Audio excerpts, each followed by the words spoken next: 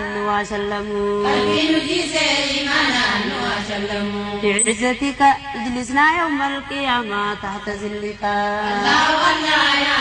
بعزتك اجلسنا يوم القيامة تحت ظلك الله الله يا الله اجلسنا يوم القيامة تحت ظلك الله الله يا الله بعزتك ودي أفردري قرماني كمبرنا أكود لماني نكفسو يا دملاني بايستي فدوس دبلماني وجاجوف كبيداني نمراجوف يا دنفسو إمرانو لكي إمرانو nama bara kanarraa ineegi waan qajeelaa ati nagaa gaafannaansi kabaluu kajeelaa jechuma akkam jedhu hiikoo biraatti baasa akkam jechuun maal jechuudha jedhee iyyee abwaara kaasa nagaa keetii yoo jetteen na dhukkubaa dhageessee jedhee achiisi gaafata hiikoo saachi fageessee dur ollaan gadi ba'ee buna dhuguuf wal waama kan ammaa taazi aayyuu bilbilaan ergaa dhaama. gateetti irraa wallaalee ceekuu walitti buta dubbuma xiqqoof jecha lolee walitti duta jibba waliif safara mukaaf citaatti bu'ee dakkuu urgufee boo'a garuu gaafa inni du'e gaafa silaa bareedu wal jaalalli jiraatti du'aa waliitiif boo'uun bu'aan qabu ciraatti gaafuma namni du'e hanga urguftu waalluu gaafa lubbuudhaan waan baay'ee si eeggata of jabeessi dhiira koo nam fuudhaaf karoorfattee gaafa argattu intala herreega kee eegali gadi taa'ii balbalaa gaafuma tokko jettee ergattu jaarsa biyya nagaadhaan machuu qabda jettee qalamuu kiyya gatiin qoma baafaadhaa yoo xiqqaate 60 intalaaf amartiin shii 160 gatiin beelloo offattuu 400 balaa maaliittan seene yaa rabbati na furi guyyaan fuudhaa osoo hin ga'in hangammaa wanti ba'e nyaata jaarsaa wajjiniin 400 ga'e beelloo siis kireeffachuun dirqama gaafa cidhaa wabii maallaqaan bittee ol seenta mana hidha erga dhattee ol seentee osoo hin baafatin beelloo Dubaa'ii deemna jetti wanti hin qabne yeelloo kanaafan obsee taa'aa of taa'adhee miira koo waan baay'ee si eeggata of jabeessi dhiira koo. السلام عليكم ورحمة الله وبركاته. أنا دوت قوت سلامتات قوت أنا دوت ينديس. السلام عليكم ورحمة الله وبركاته. أما كنين جمدا يرون أدوت يأجلو حمله في تكبير تهبير آدمنان وان نجم مچيس فودت ديتين غرا خرمنا وان سنگ يو تكبير تافي حمله نجنا دام بتان وان نما جم مچيسو سنيف كنه وان نما قديسيسو منقل فدا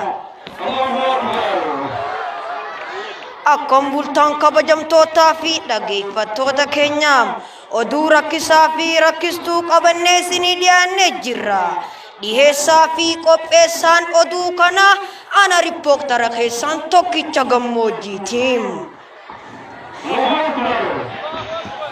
kadesa kulon nilama wallolani kubaya hada sule chafsan hati sule kabalti kubaya kana isalla churra marto takka kahi kudan barada hada sule tirra odun nugehem ittigafatam tun kubaya hada sule adde burcukon qarshan taminu fi manijirum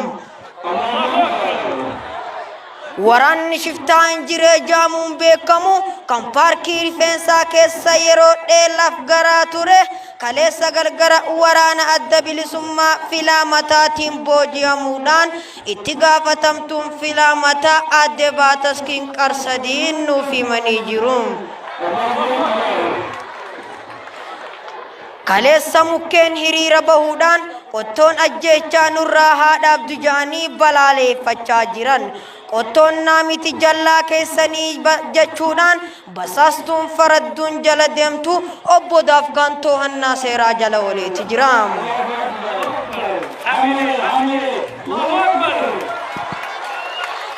Adde Furrii fi obbo Qonyonyaan kaleessa galgala sooftii fi harki ilmi namaa ajjechaa nurraa haadhaa bujaanii akka balaaleeffachaa jiran muummichi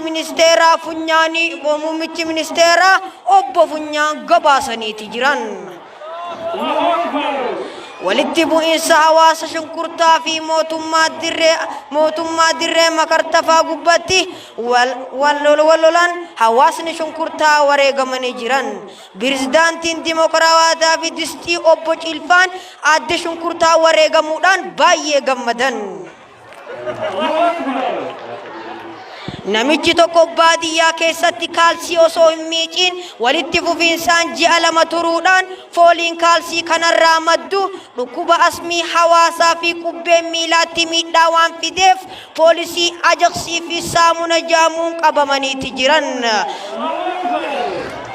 Adde Fasaashiin qarshantamii mana hidhaa saaffaatti hidhamanii obbo Bishaaniin akka miicaman itti murteessitee jirti. Yeroo ammaa kana keessatti dargaggoonni hedduun mana hidhaa jaalalaa keessatti dararamaa akka jiran itti gaafatamaan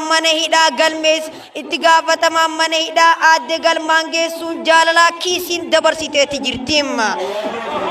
Shamarran mana hidhaa jaalalaa keessatti dargaggoota hiitan guyyaa har'aan booda boqonnaa sammuu isaanii akka argataniif jecha akeekkachiisanii jiru.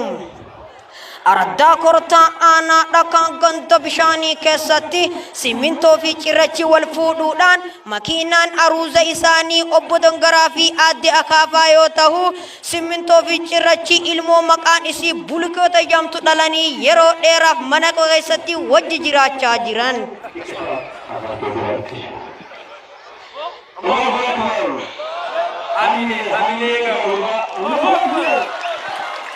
Guyyaa lamaan dura dirree arraba jedhamtu gubbatti dargaggoonni maqaan isaanii hidhii fi arraba jedhamu tokko lola ajaa'ibaatti jiran.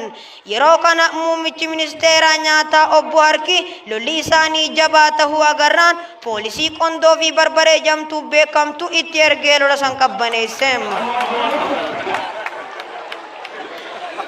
Kormaan lukkichaa tokko kan maqaan isaa Shish jedhamu miimoorii 8GB tahil waan Najjaash qabdu liqimsuudhaan guyyoota lamaan booda daa'e suuta jechaadha. Shifeerran keenya jajjabaadha qabeenyaa fi lubbuu qusaadha jechuun isaa dhagahameem.